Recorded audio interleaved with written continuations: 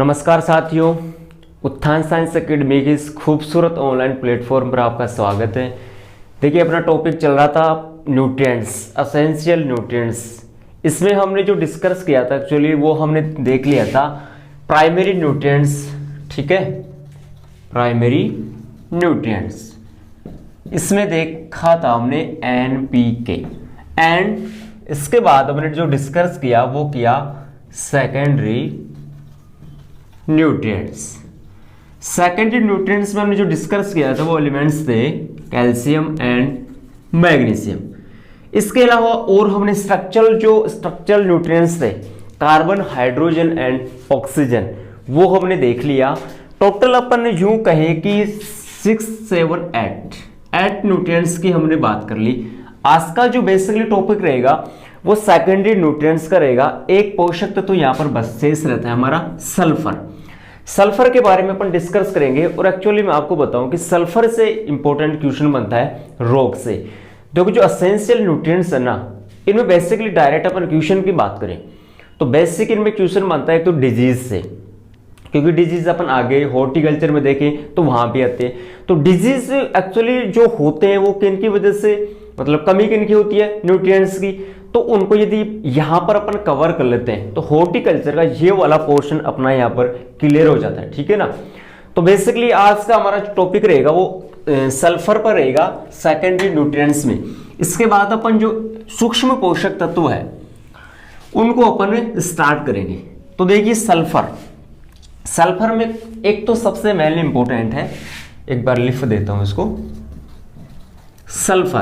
Sulphur को अपन गंधक भी कहते हैं। सल्फर को क्या कहते हैं? गंधक। देखिए, इसके कार्य की बात करें तो कार्य में मेनली मोस्ट इंपोर्टेंट एक आता है कि जैसे अपने होती है खाद्यान्न फसलें, दलहनी फसलें, तिलहनी फसलें, इसके अलावा स्पाइसीज क्रॉप्स, ठीक है ना, एंड ग्रीन फॉडर वाली क्रॉप्स।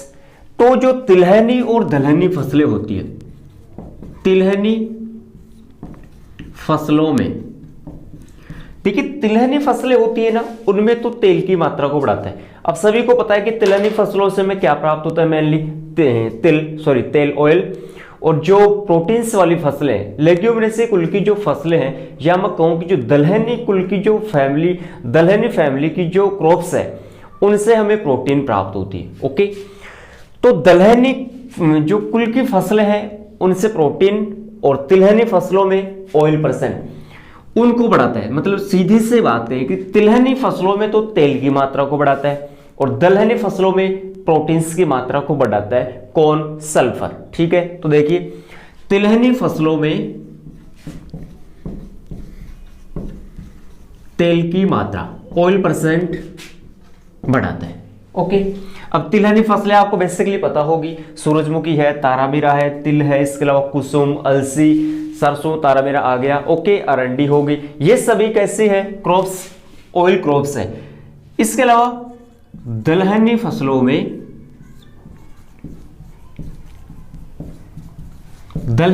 में प्रोटीन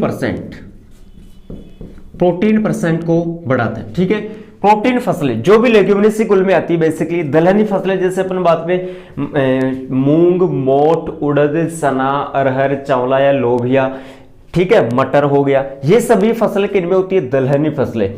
तो दलहनी फसलों में तो प्रोटीन की मात्रा को बढ़ाता है और तिलहनी फसलों में तेल की मात्रा को बढ़ाता है। इंपॉर्टेंट वर्क ये है। सेकंड इसका वर्क होगा कि जो एमिनो एसिड है, सल्फर युक्त एमिनो एसिड के निर्माण में सहायक होता है। अमीनो अम्ल जिसको अपन कहते हैं, देखिएगा सेकंड वर्क है इसका, सल्फर युक्त अमीनो अम्ल के निर्माण में सहायक अमीनो अम्ल। अब इसमें कौन कौन से आते हैं बेसिकली वो देखिए। देखो, से सल्फर होता है और से सल्फर और से ही निकलेगा सारे शब्द। सिस्टीन हो गया, इसके लिए बेसिकली आता सिस्टाइन, सिस्टीन एंड सिस्टाइन। एक बेसिकली रहता है, देखो रटने की आवश्यकता नहीं है बिल्कुल भी। से सल्फर हो गया और से स्टार्ट होते हैं सिस्टीन और सिस्टाइन। ओके, एक इसके अलावा होता है मिथियोनिन। थर्ड कौन सा होता है? मिथियोनिन, ठीक है ना। Okay dear, cysteine, cystine and methionine, basically ये इसके वर्क होते दो इंपॉर्टेंट, इसमें से इंपॉर्टेंट ये वाला है क्योंकि तेल की मात्रा oil percent and protein percent को बढ़ाता है सल्फर। अब देख लेते हैं कि इसकी कमी से जो होते हैं बेसिकली, या मैं इसके अलावा एक जो वर्क है जो कि मोस्ट इंपॉर्टेंट है वो देखिएगा, इसको मैं रफली कर देता हूं, आई होप कि आपने नोट कर लिया होगा। देखिएगा तीसरा जो वर्क है इसका मोस्ट इंपॉर्टेंट है, देखिएगा। अब देखिए जो तीखेपन वाली जो क्रॉप्स है, फसलों में जो तीखापन होता है और एक होता है गंध, जैसे प्याज, लहसुन और मूली।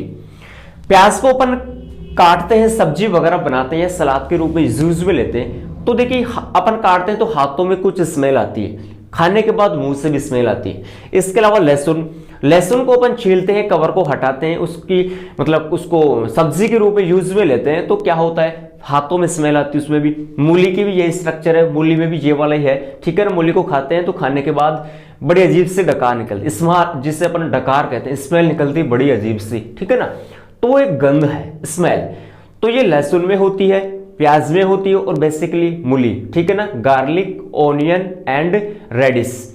तो इनमें जो गंध है और जो तीखापन है, जैसे अपन प्याज को काटते हैं तो काटते समय आंखों से क्या निकलता है, पानी, जिसको अपन आंसू कहते हैं, अमृत, ठीक है ना, बड़ा ही अमृत होता है।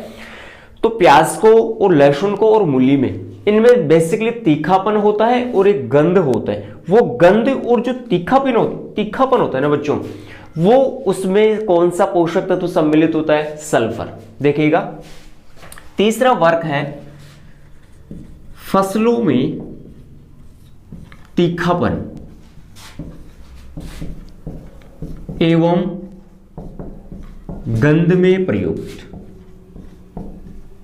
गंध में प्रयुक्त, तीखापन एवं गंध में प्रयुक्त। देखिए फर्स्ट है गार्लिक, लहसुन, एक बार क्रॉप्स के नाम लिख देता हूं। सेकंड है ऑनियन, प्याज, एंड थर्ड है रेडिश, मूली। इन तीनों में एक विशेष प्रकार की गंध आती है और थोड़ा तीखापन भी होता है। अब देखिए जो लहसुन है उसमें होता है डाई एलाइल प्रोपाइल सल्फाइड।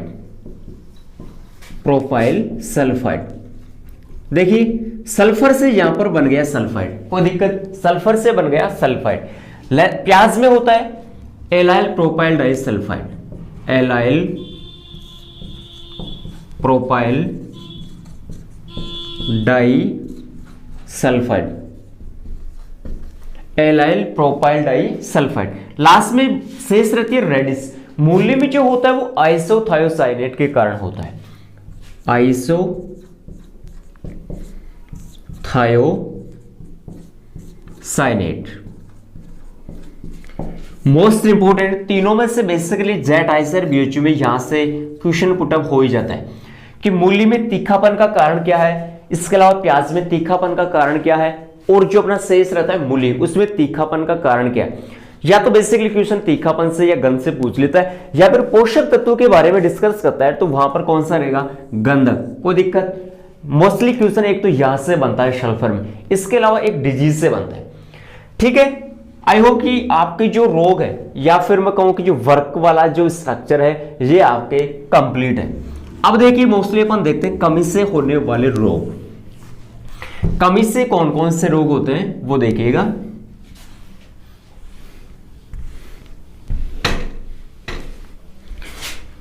कमी से होने वाले या कमी के लक्षण, कमी के लक्षण देखिए बच्चों, देखिएगा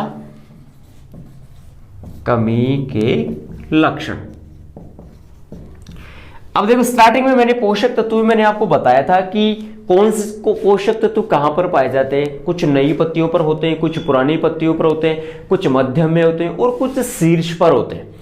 तो आई होप कि वो वाला लेक्चर आपको याद होगा। तो यहां पर एक लक्षण तो क्लियर होता है। फर्स्ट यहां पर होता है कि इसकी कमी के जो लक्षण है वो नई पत्तियों पर दिखाई देते हैं। इसकी कमी के लक्षण कहां पर दिखाई देते हैं, सल्फर की कमी के लक्षण नई पत्तियों पर दिखाई देते हैं। पहला पॉइंट यहां पर अपना क्लियर होता है।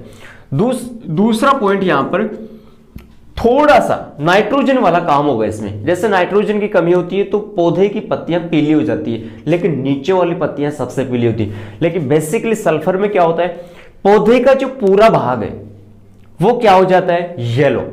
पौधे का जो पूरा भाग है वो कैसा हो जाता है, पूरा पौधा इसमें क्या हो जाता है, बेसिकली पीले रंग का हो जाता है। ओके, कमी के लक्षण यही है इसमें। मोस्टली यहां पर डिजीज अपन देखेंगे, देखिएगा रोग से क्वेश्चन बनता है आपके बेसिकली। तो यहां पर अलग अलग फसलों में अलग अलग रोग होते हैं। जैसे चाय में बात करें तो चाय की पत्तियों का पीलापन, चाय की, ठीक है ना, कैमेलिया साइनेंसिस या फिर थिया साइनेंसिस चाय का क्या है, बोटनिकल नेम। तो देखिए चाय की पत्तियों का पीलापन, चाय की पत्तियों का पीलापन। चाय के अपन चुस्के लेते हैं ना, बेसिकली लेते हैं, चाय सभी पीते हैं, कोई बड़ी बारी बात नहीं है। सेकंड देखिए मूंगफली अरेकिस हाइपोंजिया, मूंगफली में जो पत्तियों का आकार है, मूंगफलियों में पत्तियों का आकार ये वी आकार का हो जाता है। किस आकार का हो जाता है, वी आकार का। ओके, फिर देखिए सरसों में भी ये रोग होता है, चाय में हो गया, मूंगफली में हो गया और सरसों में भी होता है। सरसों में जो रोग होता है वो बेसिकली पत्तियों का जो आकार है, स्ट्रक्चर, वो कप के समान हो जाती है। सरसों की पत्तियां कपनुमा हो जाती है। चाय पीते हैं कप में, चाय कहां पर पीते हैं, कप में, तो चाय में भी रोग होता है। और सरसों में बैठकर अपन चाय पीते हैं और किन में पीते हैं, कप में, दिक्कत। ओके, लास्ट डिजीज देखिए, इसमें लास्ट होता है चावल में ये रोग, ये वाला डिजीज मोस्ट इंपोर्टेंट है भाई। ये बेसिकली क्वेश्चन पूछा जाता है कि चावल में अकोइची रोग मोस्ट इंपोर्टेंट है, ये क्वेश्चन काफी पूछा जाता है। ये सल्फर की अधिकता से होता है। किससे होता है बच्चों, सल्फर की अधिकता से चावल में अकोइची रोग होता है, मोस्ट इंपोर्टेंट है। और बेसिकली अपन यहां पर बात करें तो यहां पर बेसिकली H2S होता है। बेसिकली कौन सा होता है, H2S। काफी जगह सल्फर ना देके वहां पर आपको क्या देगा, H2S। लेकिन पोषक तत्वों की मेनली की बात करें तो वहां पर सल्फर की अधिकता होती है और यहां पर H2S भी होता है। मोस्ट इंपोर्टेंट डिजीज यहीं से बनता है कि चावल में अकोइची रोग किसकी कमी से होता है, एक तो यहां पर H2S होगा और सल्फर की यहां पर अधिकता होती है, ठीक है ना। अब देखिए अपने प्राइमरी न्यूट्रिएंट्स फिनिश हो चुके हैं, इसके अलावा जो सेकेंडरी न्यूट्रिएंट्स थे वो भी अपने यहां पर फिनिश होते हैं। अब स्टार्ट करेंगे नया टॉपिक, वो है माइक्रो न्यूट्रिएंट्स, सूक्ष्म पोषक तत्व, जो कि टोटल संख्या कितनी है, 8। टोटल एसेंशियल न्यूट्रिएंट्स की यदि अपन बात करें तो टोटल संख्या कितनी है बच्चों, 8। देखिए सूक्ष्म पोषक तत्व, और सबसे पहला जो रहेगा अपना न्यूट्रिएंट्स वो रहेगा आयरन। सबसे पहला जो सूक्ष्म पोषक तत्व रहेगा वो कौन सा रहेगा, माइक्रो न्यूट्रिएंट्स। माइक्रो, एक मिनट, सॉरी एक सेकंड, ये चल नहीं पा रहा। हाँ, अब देखिएगा माइक्रो न्यूट्रिएंट्स, इसको अपन हिंदी लैंग्वेज में कहते हैं सूक्ष्म पोषक तत्व। सूक्ष्म पोषक तत्व मतलब सूक्ष्म मतलब बिल्कुल कम, ठीक है ना। इनकी जो मात्रा होती है बेसिकली बहुत कम होती है। सूक्ष्म का मतलब तो जानते हो ना, बिल्कुल कम होती है। और इनकी जो टोटल संख्या है वो 8 होती है। माइक्रो न्यूट्रिएंट्स की जो संख्या है वो बच्चों कितनी होती है, 8। संख्या आपको पता है होगा, फे, मन, कु, जन, मो, बकल एंड निकल। लास्ट पोषक तत्व कौन सा, निकल। फे मन कु जन मो बकल निकल। ओके, अब जो फर्स्ट अपना रहेगा आज का टॉपिक वो इस पे रहेगा आयरन। किस पे रहेगा बेसिकली? आयरन। देखिएगा, इसको अपन आयरन भी कहते हैं। अब देखो, ये दो रूप में प्राप्त होता है, एक तो फेरस Fe+2, एक है फेरिक Fe+3। दो रूपों में प्लांट्स को ये प्राप्त होता है, एक तो फेरस Fe+2 के रूप में, सेकंड है फेरिक Fe+3 के रूप में प्राप्त होता है, फेरस एंड फेरिस। ओके, अब देखिए इसके कार्य देखते हैं। लोहा भी इसको कहते हैं। ओके, लोहा भी यही है। देखिए कार्य इसके क्या क्या है वो देखिए। बेसिकली तो प्रकाश संश्लेषण, फोटोसिंथेसिस की जो क्रिया होती है या प्रकाश संश्लेषण में काम आने वाली जो फेराडॉक्सिन प्रोटीन है उसके निर्माण में सहायक कौन सा पोषक धातु होता है? लोहा। प्रकाश संश्लेषण के निर्माण में काम आने वाली कौन सी प्रोटीन? फेराडॉक्सिन। फेराडॉक्सिन प्रोटीन में सहायक। ओके, फेराडॉक्सिन क्या है? प्रोटीन, उसके निर्माण में क्या होता है? सहायक। सेकंड इसका जो वर्क होता है वो है दलहनी फसलों की जड़ों में पाई जाने वाली। अब दलहनी जड़ों में देखो राइजोबियम बैक्टीरिया होता है जो कि लाभदायक होता है। अब राइजोबियम बैक्टीरिया काम क्या करता है? नाइट्रोजन स्थिरीकरण का। अब नाइट्रोजन फिक्सेशन का काम करता है, तो मृदा कैसी बनती है? उर्वर। मृदा उर्वर है तो इसका मतलब डेफिनेट है कि उत्पादन जो प्रोडक्शन होगा वो अच्छा होगा। ठीक है, तो दलहनी फसलों की जड़ों में पाई जाने वाली,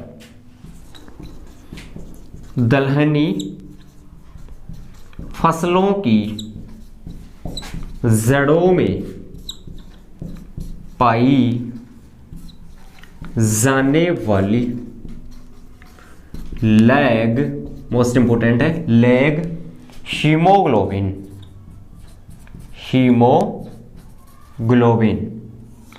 हीमोग्लोबिन के निर्माण में सहायक या हीमोग्लोबिन का निर्माण करता है। हीमोग्लोबिन का निर्माण करता है, कोई दिक्कत? Lag haemoglobin. ठीक है, ये दो इसके मोस्टली वर्क है। कमी के लक्षण देखिएगा।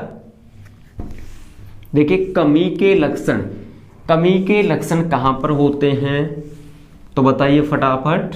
फे मन कु जन, ये पोषक तत्व थे जो कहां पर थे? मध्यम थे, नई पत्तियों पर थे, या फिर शीर्ष शाखा पर थे, या फिर मध्यम में पाए जाते? फटाफट बताइए। तो सीधी सी बात है, कमी के लक्षण। कमी के लक्षण देखो, कमी के जो लक्षण है वो नई पत्तियों पर दिखाई देते हैं। नई पत्तियों पर इसके लक्षण क्या होते हैं? बेसिकली दिखाई देते हैं, पत्तियां पीली हो जाती है। सेकंड है, पत्तियां इसमें भी क्या हो जाती है? पीली। वह किनारे, ये लीफ अपने पास, ये क्या है? लीफ। अब लीफ में तो क्या होता है? पूरी लीफ है वो कैसी हो जाती है? येलो कलर की। लेकिन जो किनारा है लास्ट का, ये वाले किनारे, इन पर क्या हो जाता है? सफेद व्हाइट कलर, पाउडर की फॉर्म में होता है ना, वो इस पर जमा हो जाता है। इस पर क्या हो जाता है? जमा। तो देखिएगा, पत्तियां पीली व किनारों पर सफेद रंग जमा हो जाता है। पत्तियों के लास्ट किनारों पर जो कलर है वो कैसा जमा हो जाता है? White colour. अब देखिए, वाटर लॉगिंग, वाटर जल है, लॉगिंग प्लावन, जल प्लावन। देखो जल प्लावन क्या होता है? कोई खेत अपने पास और उस खेत में आवश्यकता से अधिक पानी भर जाए जो कि फसलों के लिए हानिकारक होता है। कुछ फसलें ऐसी है जिनको जल ज्यादा चाहिए, जैसे धान, 4 से 5 सेंटीमीटर पानी हमेशा भरा रहता है। बट कुछ अधिकतर फसल ऐसी है कि उनमें यदि रेगुलर पानी भरा रहता है तो उनकी जड़ें गल जाती है, जड़ गलन रोग हो जाता है, ठीक है ना। तो जल प्लावन क्या है? आवश्यकता से अधिक जल का भर जाना। तो जल प्लावन की स्थिति में, जल प्लावन की स्थिति में क्या हो जाता है? दो पोषक तत्व तो सबसे ज्यादा बढ़ते हैं, एक तो आयरन और एक मैग्नीज। ये क्या होता है? इनकी मात्रा बेसिकली बढ़ जाती है। जल प्लावन की स्थिति में इन दोनों पोषक तत्वों की जो मात्रा है वो बेसिकली क्या हो जाती है? बढ़ जाती है। डिजीज एक ही इसमें, डिजीज एक ही है, धान में अंडाशय रोग, धान में अंडाशय रोग, ठीक है। धान में अंडाशय रोग होता है किसकी कमी से?